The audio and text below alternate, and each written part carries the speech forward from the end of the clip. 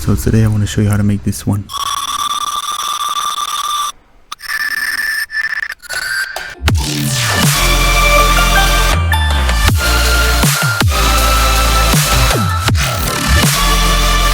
So I just basically copied the MIDI information to this new project. This is just the init preset from Serum. This time I'm also going to show you the processing of the lead sound. The first thing we want to do is select the square wave from the basic shapes wavetable in Serum. So this one.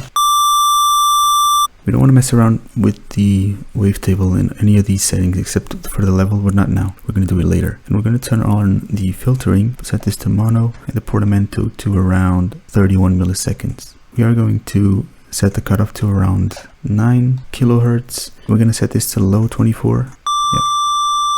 I'm going to turn up the FET to compensate for the filtering and turn up the resonance a little bit to emphasize those high frequencies.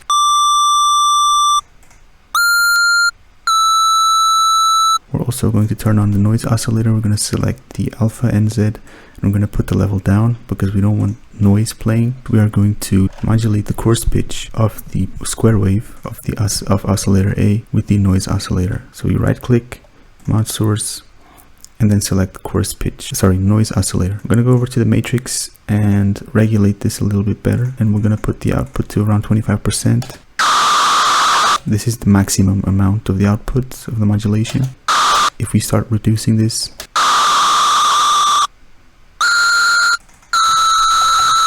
we just wanted to give that a little bit of screech, look like it's screaming. Next up, we're going to go over to the effects, put hyper in dimension, leave hyper as it is, dimension, leave it as it is as well.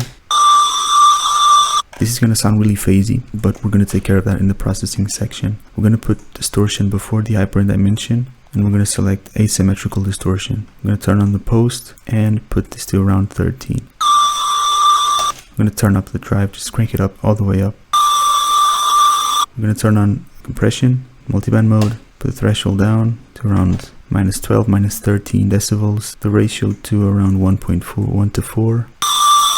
I'm going to turn on the equalizer as well. I'm going to set this to high pass filter, even though it says low pass filter. In this case, it's a high pass filter because it's filtering the low frequencies and letting the high frequencies pass. I'm going to set this to around 600. We don't want anything below that. Turn down the Q factor to around 45% and the gain down as well, a little to around -4, -5 decibels.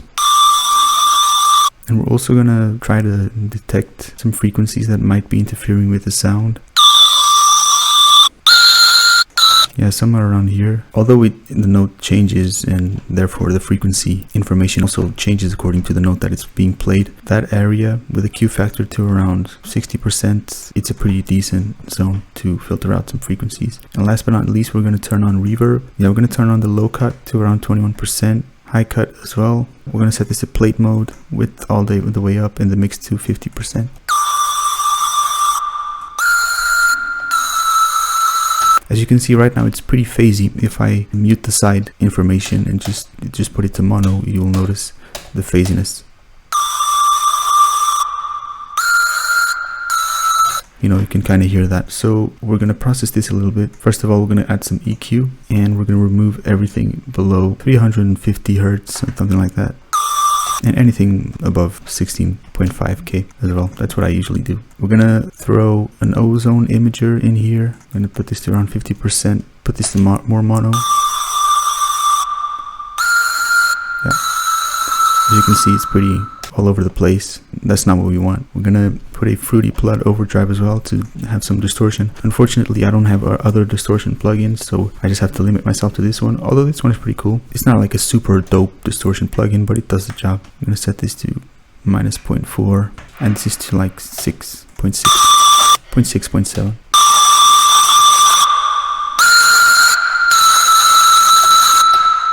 I'm going to throw some saturation in here as well. I have this preset, which is the saturation send. Basically, there is a dry send without saturation. There is a wet send with saturation, and I use this so that I can have more control over the frequencies that are being saturated with the EQ after saturation, and also have the ability to mix the saturation in, which is pretty cool. I'm going to put this to 2.1, and we're going to filter out some frequencies. Anything below like 250.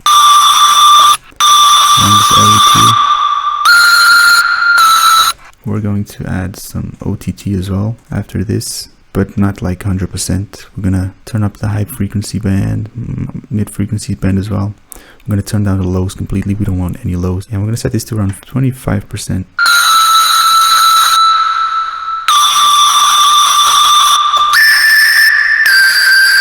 I'm gonna add some reverb. These are the settings that I usually use. Another preset that I have, basically the same thing with some dry signal and a wet signal. And if the reverb's too much, it has a limiter as well so that it doesn't destroy my ears. Then I have some EQ. Let's EQ this out a little bit. And anything below 350 should not be heard. And also 425 as well, this area.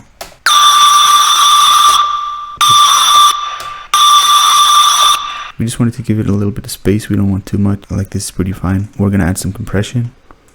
Set the attack to 0.1 milliseconds, release, leave it as it is, and compensate with the makeup to like 4 decibels.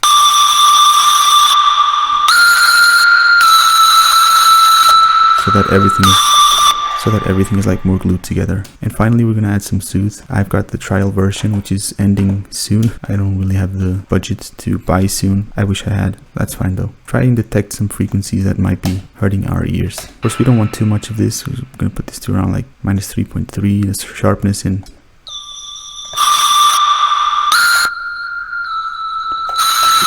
as you can see, there is this resonance around this area, around 1.1 kilohertz, which by itself, you can see that it's actually resonating a little too much. So yeah, we can also emphasize the vibrato of the sound by modulating one LFO to the level of the sound, -45, and we're gonna set the rate pretty high to like 116.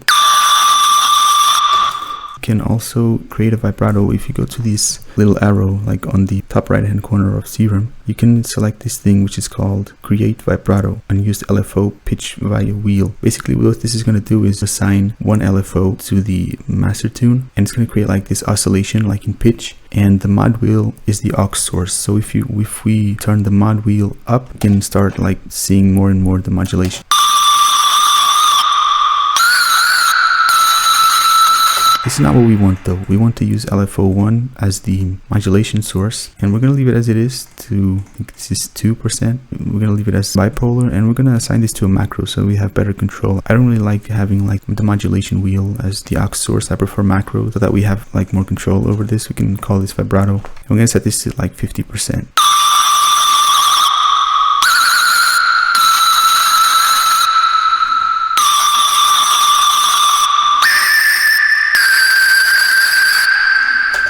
Thank you so much for watching it until the end, and I hope you enjoyed the video. Make sure to like and subscribe for more videos like this.